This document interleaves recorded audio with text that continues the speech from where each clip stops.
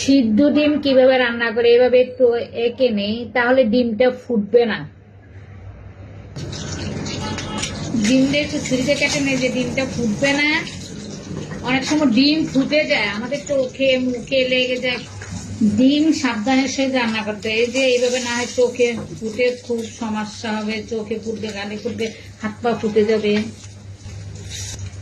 আমার এই ডিমটা হয়ে গেল, উঠাই ফেলে দিয়েছি। এখন আমি পেঁয়াজ কুচি দিচ্ছি, এই যে দেখতে পাচ্ছেন।